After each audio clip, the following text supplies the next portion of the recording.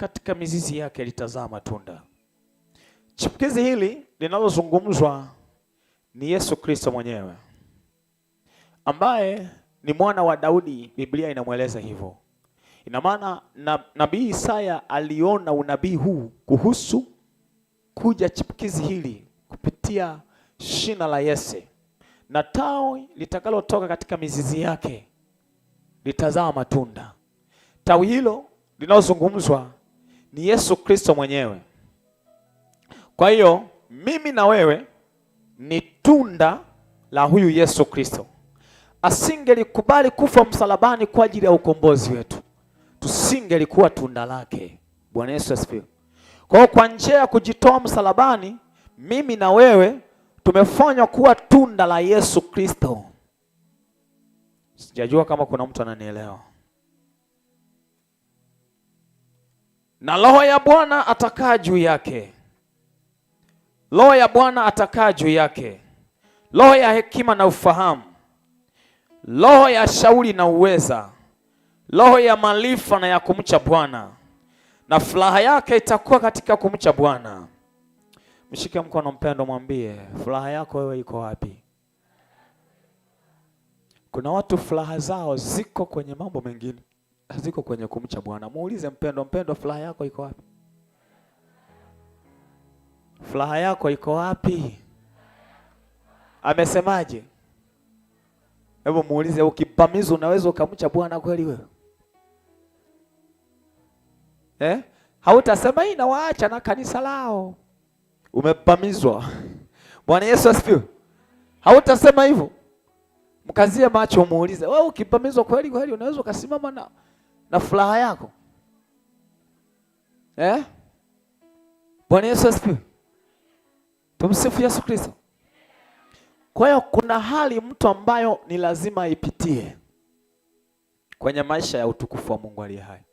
Na hakuna mtu aliyewahi kuinuliwa, hakuna mtu aliyewahi kubarikiwa na Mungu bila kupimwa moyo wake. Yaani roho yako inapimwa na Mungu mwenyewe. Anaipima kwa majaribu jinsi anavyotaka yeye. Anaangalia furaha yako itabaki pale pale au itabadilika.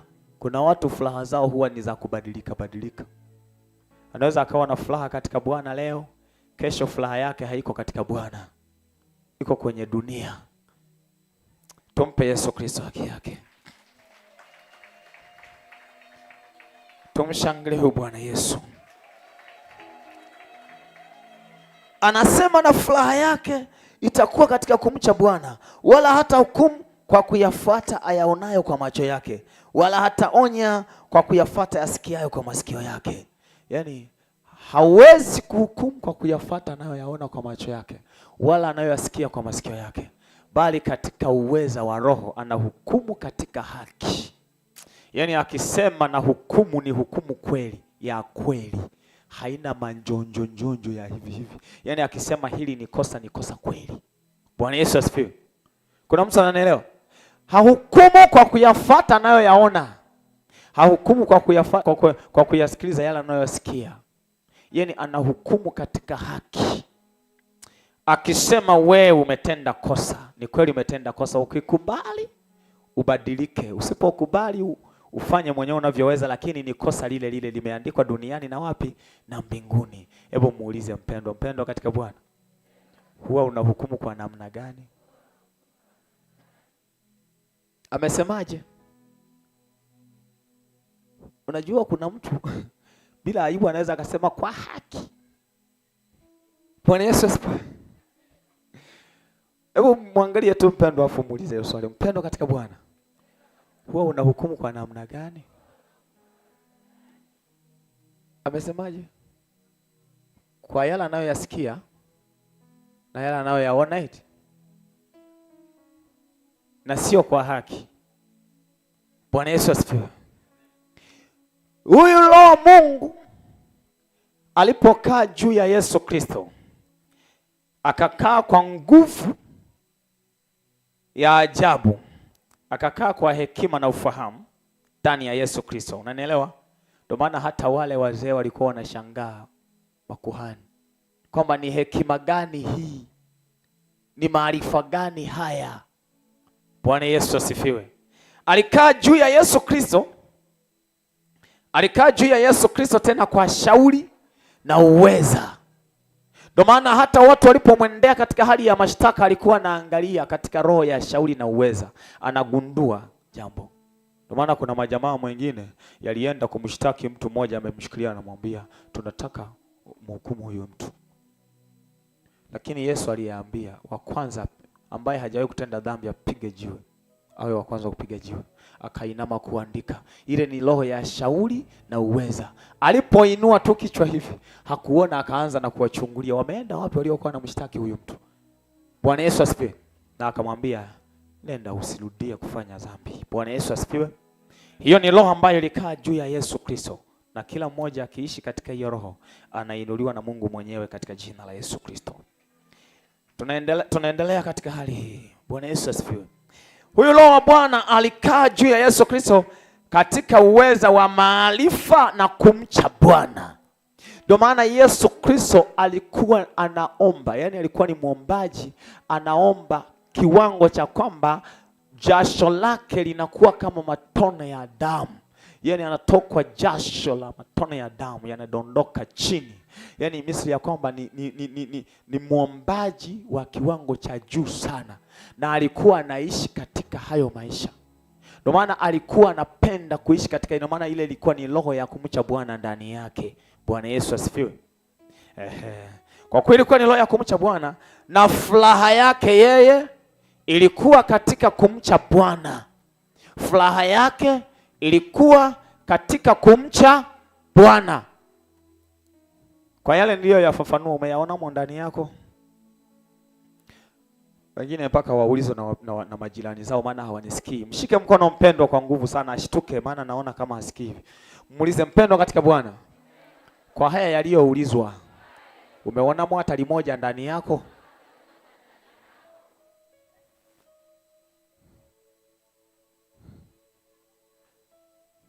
Bwana Yesu asifiwe.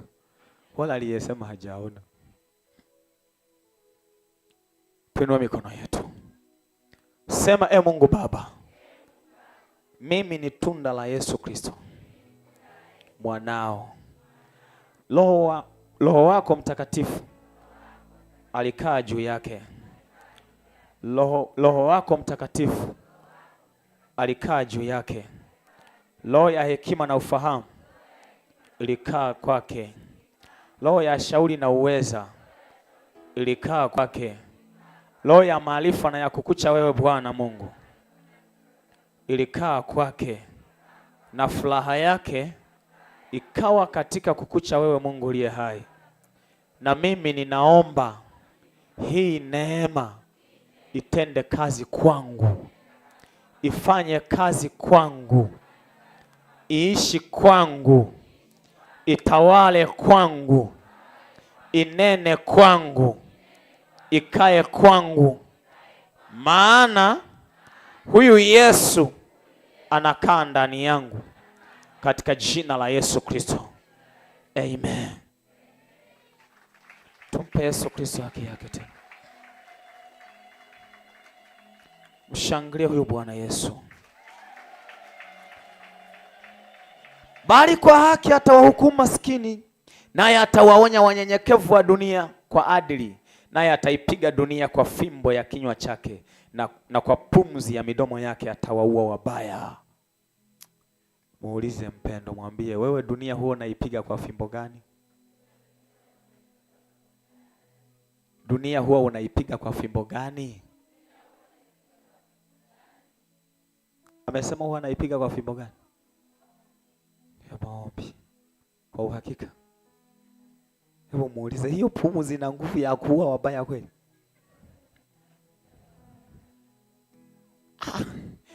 Yaani ni kitu ambacho kipo kimeandikwa, ndio maana mimi nafafanua tu haya. Bwana Yesu asifiwe. Tumeomba na nimehimizwa nifafanue haya. Muulize mpendo katika Bwana, hiyo pumzi ina nguvu ya kuua wabaya kweli? Amesemaje? Yaani pumzi yako inaua wabaya, au ni ya Yesu pekee? Inawezekanaje wakati Yesu anakaa ndani yako? Pumzi yako inatakiwa iwaue wabaya. Pumzi yako iue wabaya. Bwana Yesu asifiwe. Huwa ninafurahia sana ninapofika kwenye kipengele hiki. Kumbe mimi ninapopumua hivi, wabaya wanakufa. Pumzi yangu, maana ndani yangu yumo Yesu, anaishi yeye. Kwa hiyo hiyo pumzi ni pumzi ya Yesu mwenyewe, ambayo tangu mwanzo ilifanya kazi ya kuwaua wabaya. Aise. Bwana Yesu asifiwe. Hii ni pumzi yako hivi.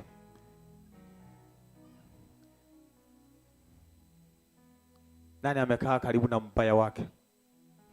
Nataka hata kumsalimia. Hebu msogelee ambaye hujawahi kumsalimia hata mkiwa kanisani. Unajua kuna watu wanaokuaga makanisani lakini unakuta hawasalimiani. Watu ambao hawasalimiani, si kuna mmoja ni mbaya. Bwana Yesu asifiwe. Haya, hebu jaribu sasa kumsogelea afu mpumulie tuone anavyokufa. Sasa amekufa kwenye pumzi ya Bwana inayoua wabaya, tuna shida gani? Bwana Yesu asifiwe. Hayupo. Wote tuko na nia moja ya Yesu. Hakuna mbaya hapa. Wote tuko salama. Sema hivi, Mungu Baba, ninaomba mamlaka ya pumzi iwezayo kuangamiza wabaya itende kazi ndani yangu. Mungu Baba, ninaomba mamlaka ya pumzi iwezayo kuua wabaya itende kazi ndani yangu. Pumzi ya Bwana ndani yangu, anza kazi ya kuwaua wabaya. Pumzi ya Mungu ndani yangu, anza kutenda kazi ya kuwaua wabaya katika jina la Yesu. Kila pumzi ya udhaifu, sema kila pumzi ya udhaifu haitakaa kwangu. Ndani yangu inakaa pumzi ya Bwana inayoweza kuwaua wabaya kwa jina la Yesu Kristo. Ndani yangu inakaa pumzi ya Bwana inayoweza kuwaua wabaya kwa mamlaka ya jina la Yesu Kristo. Ndani yangu inakaa pumzi ya Bwana inayoweza kuwaua wabaya kwa mamlaka ya jina la Yesu Kristo.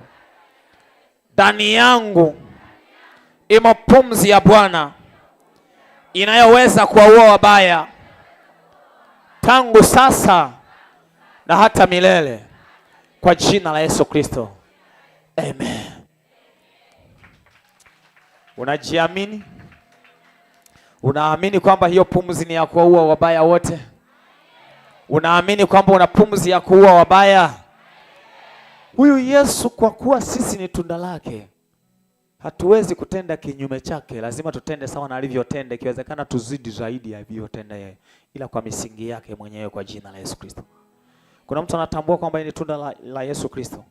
Ukiwa tunda la Yesu Kristo, kwa mfano nione hapa sasa maelezo haya kwamba jicho la nabii Isaya liliyaona haya, lilimwona Yesu misili ya chipukizi linalochipuka katika shina la Yese, na ya kwamba tawi linalotoka katika mizizi yake litazaa matunda. Yesu Kristo mwenyewe ni tawi lililotoka katika mizizi ya shina la Yese, na nalo likazaa matunda, na matunda hayo ni mimi na wewe. Matunda hayo ni mimi na wewe, ni wewe na mimi. Bwana Yesu asifiwe. Mwambie, mimi na wewe ni tunda la Yesu. Mimi na wewe ni tunda la Yesu. Mimi na wewe tuma balozi wa Yesu. Balozi wa Yesu ni tunda la Yesu. Pumzi iliyoko ndani yako sio pumzi yako wewe, ni pumzi ya Yesu. Na kazi ya pumzi ya Yesu ni kuwaua wabaya. Kazi ya kinywa cha Yesu ni kuwapiga watesi, ni kuipiga dunia hii katika jina la Yesu. Mshangilie Bwana Yesu.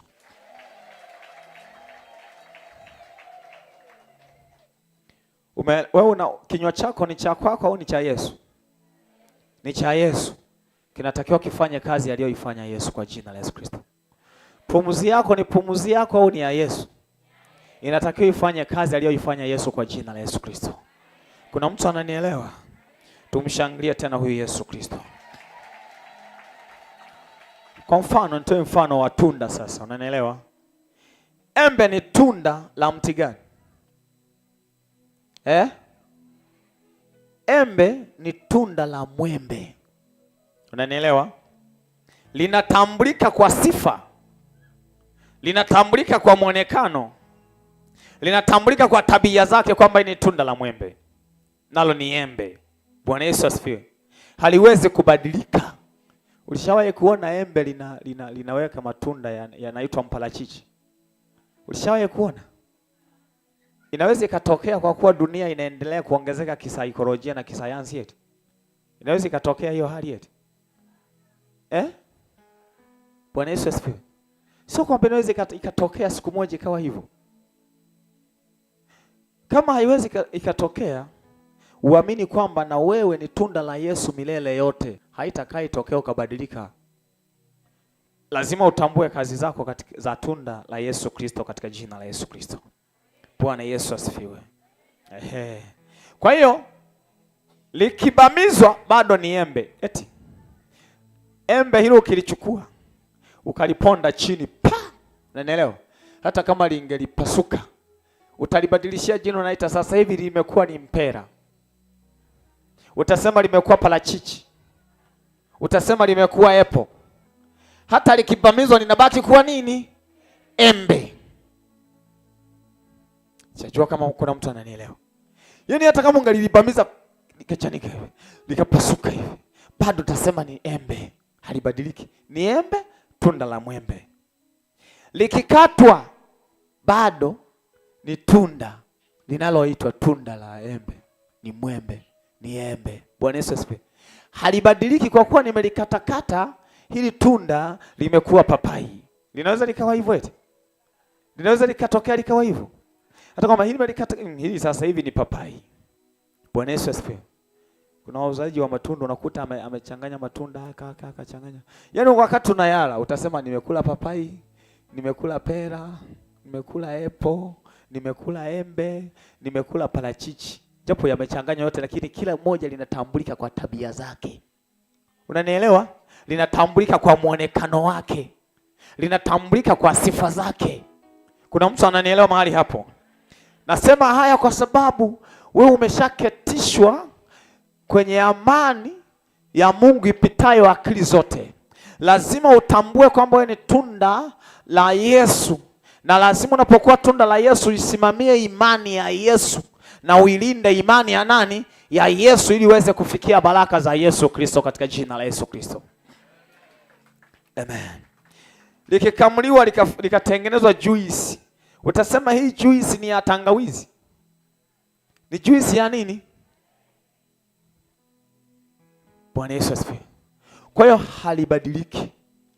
Wewe ni tunda la Yesu Kristo. Unatakiwa uishi hivyo, kutokubadilika. Wakati unapita kwenye hali ya vita, amini tu wewe ni tunda la Yesu Kristo. Uwe mwaminifu kwa Yesu. Uwe mwaminifu kwa Mungu. Vita hivyo vinaweza vikawa ni vita vya kukupeleka kwenye mafanikio kwa jina la Yesu Kristo.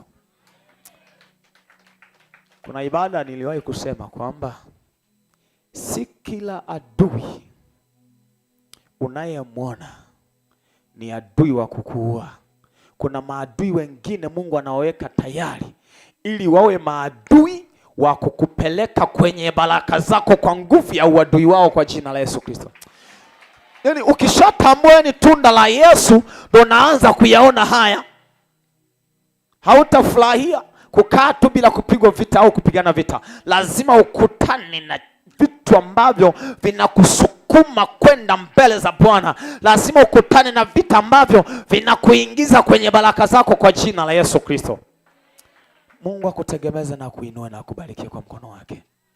Tumpe Yesu Kristo haki yake. Shangilia huyu Bwana Yesu. Na nikasema mwingine akabaki ananishangaa. Nikasema kwamba Si kila adui ni wa kufyeka. Unanielewa? Lazima muulize Mungu. Ukiwa tunda la Yesu, vita vitainuka, ni vya kukupeleka mbele za Bwana. Kuna mtu ananielewa? Mimi na ushuhuda kwa hili. Iwahi kutokea wakati tutuna Mungu amesema maono ya huduma yaanze. Sielewi naanzia wapi, nafanya nini, ila naambiwa tenda kazi yangu. Maajabu nilikutana nayo. Vita vikainuka. Kwa kwamba hata wale watu ambao nilikuwa natamani kwamba labda wanaweza akawa ni watu wa kunisupport, kunishauri au kunielekeza kwamba nianzie wapi niishie wapi, ndio ikawa vita ya kwanza kubwa. Vita hiyo ikaendelea. Siku moja huwa nashuhudia na nishawahi kushuhudia hivi. Siku moja nikawa kwenye mapambano ya vita hiyo. Mvua ilitumwa kuja kutumaliza. Ilitumwa kuja kutua. Wakati huo hatuna hata kabati kanamna hii, tuko kwenye carpet tu. Nilipambana nayo kwenye ulimwengu wa roho, ile mvua nikaona nimeishinda. Bwana Yesu asifiwe. Nilipoishinda ile mvua, wakati naenda tu kusimama naanza ibada, nikamwambia tazama wingu linaamka kutoka mbali. Na niliambiwa ilikuwa linatoka bahari ya Saba. Limetumwa kuja kwa nia ya kutuharibu na kutua. Ile mvua ilifanya, yani kulikuwa peupe hivi, kukashangaa tu mambo yanabadilika ghafla. Mvua ikaja kwa hali ya ajabu. Mawe, upepo, radi. Bwana Yesu asifiwe. Mungu ananisukuma ndani ya roho yangu, unanielewa? Kwamba pita mbele, usimame mbele ya watu hawa. Nikapita nikasimama mbele ya watu. Yaani moto wa radi unapopiga naona cheche miguuni hivi. Unanielewa? Na kila ninapoambiwa tamka neno, nikitamka tu lile neno, radi nakutana nayo. Lakini Mungu alinitegemeza kuwa na ujasiri wa hali ya ajabu. Bwana Yesu asifiwe. Ujasiri wa hali ya nini? Ya ajabu. Hadi ile mvua ikawa imeshindwa kutuangamiza. Bwana Yesu asifiwe. Aliyekuwa na husika na njama hizo, kwake mvua ile ilifanya maajabu ya uharibifu tu makubwa. Kuna mtu ananielewa? Ushangae mtu yuko kwenye himaya nzuri, halafu ninyi mko kwenye carpet, yeye ndo anakuja kupiga simu. Mungu akutegemeza na kuinua. Bwana Yesu asifiwe. Yani wakati lile zoezi limefeli, vita ile haikuwa tena ya kiroho, ilibadilika ikawa ya kimwili. Nikashangaa, tunamaliza ibada, nimeenda kupumzika, nimetulia, nikapigiwa simu. Yule mtu akaingia kwenye vitisho vya kibinadamu. Nilimwambia jambo moja tu, ikiwa Mungu amekutuma kwamba hatima yangu mimi itaishia mikononi mwako, mimi ni nani nipinge? Lakini kama Mungu hajakuagiza hayo, utapambana na hautafika. Mimi nitavuka, nitaenda kwa jina la Yesu Kristo. Kakata ile simu. Nilipokata simu, ndani yangu kukaanza kuja baraza. Kuna baraza kila mtu analo kichwani mwake na kwenye moyo wake. Nikaanza kukaa lile baraza. Kwanza nikaanza kufikiria nilivyokuwa napambana na ile hali, yani moyo bado na hasira na ile mvua. Unanielewa? Alafu mtu ametokea mbele yangu na zihirika kwamba ni huyu. Na amejisema mwenyewe kwamba kwa kuwa nimefeli kwenye hili, wacha tupambane. Bwana Yesu asifiwe. Yani hasira ikaanza kuumbika ndani yangu isiyo ya kawaida. Likaja wazo nimtumie ujumbe nimtukane. Wazo jingine likasema acha, ukimtukana atapata sababu ya kukushtaki. Bwana Yesu asifiwe. Wazo, yani mawazo yakanisumbua pale, nikatulia, nikaomba neema ya utulivu, nikatulia.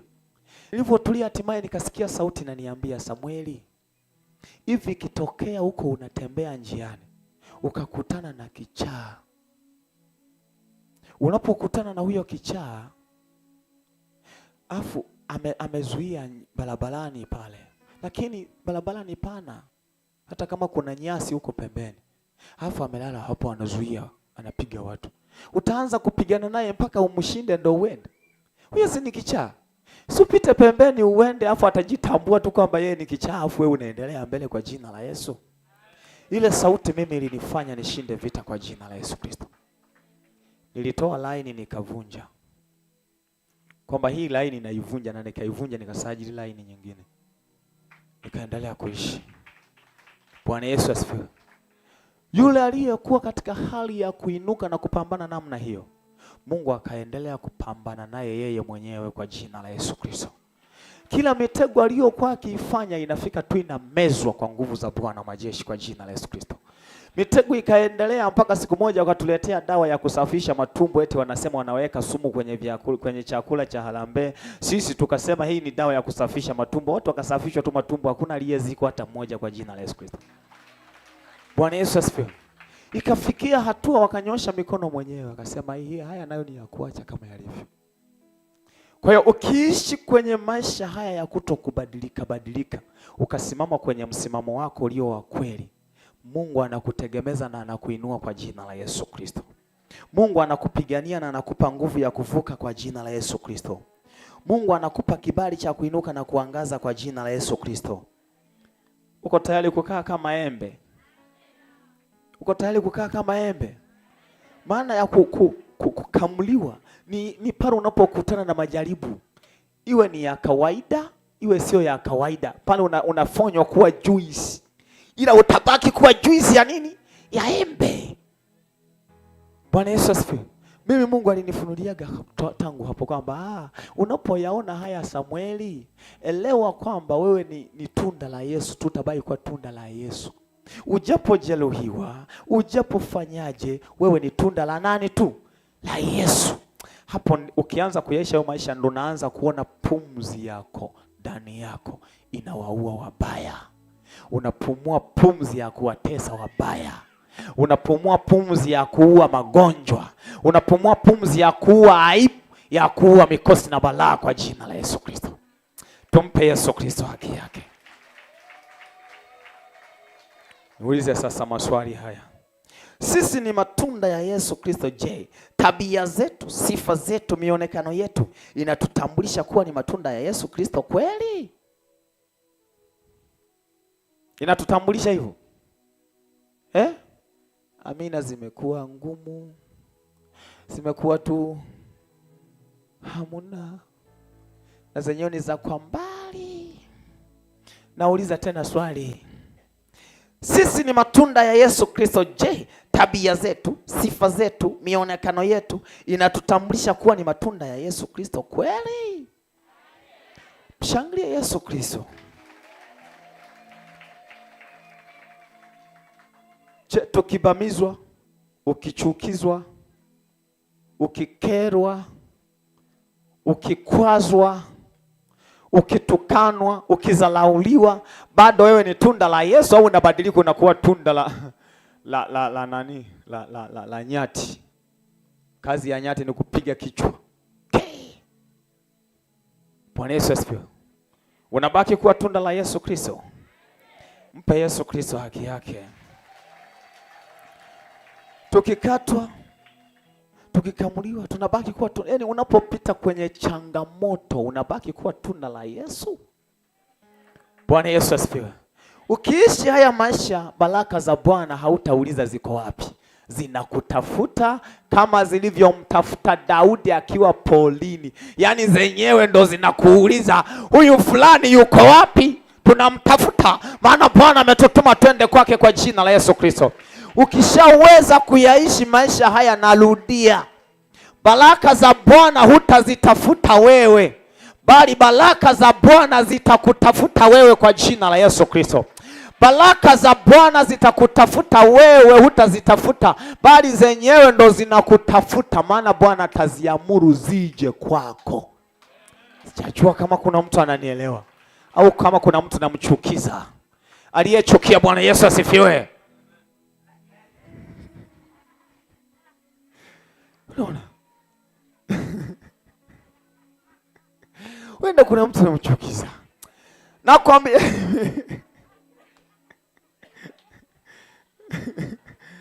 wewe tafuta watu wa kuwakilisha wale wanaochukia. Bwana Yesu asifiwe.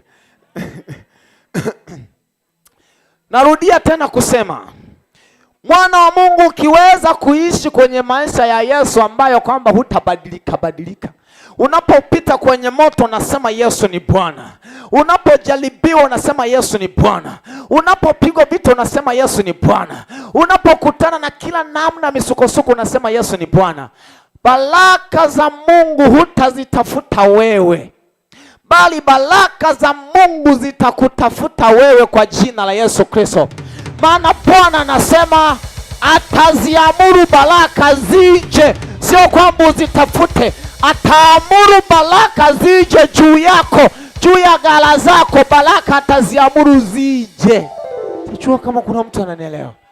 Yaani Mungu anasema ataamuru baraka zije juu yako. Hautazitafuta.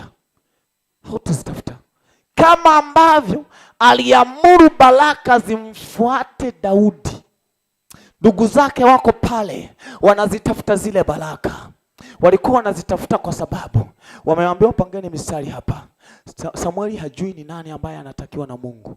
Baraka zile zinawakataa kwamba sisi hatujatumwa kwa huyu, hatujatumwa kwa huyu. Wengine alikuwa anawaona ni warefu, wana kimo. Alafu Bwana anamwambia huyu japo ni mzoefu wa vita lakini sina kusudi na huyu. Baraka za Bwana zinawakataa. Paka watoto wale wote waliokuwepo pale. Yeye aliyekuwa amesahauliwa yuko polini, anachunga kondoo, baraka za Bwana zikamtafuta. Alafu Mungu anamwambia, yani baraka zikamwambia Samueli, muulize huyu Yese, hakuna mwingine tena kati ya watoto wake, hawa ni hawa tu. Yese ndo akakumbuka katoto aliko kasahau kule. Akasema yuko yule mdogo Daudi, yuko polini. Baraka za Bwana zikaamuru kupitia nabii Samueli, mwambieni aje, mwiteni aje. Akaitwa Daudi. Alivyofika Daudi, kwa kuwa baraka zimemtafuta, zilikimbia zikaenda kwake. Alipomimina mafuta yakamiminika juu ya Daudi. Roho wa Bwana akakaa juu yake tangu hiyo siku kwa jina la Yesu. Kwa hiyo baraka za Bwana kanuni yake zinakutafuta wewe, bali wewe huzitafuti.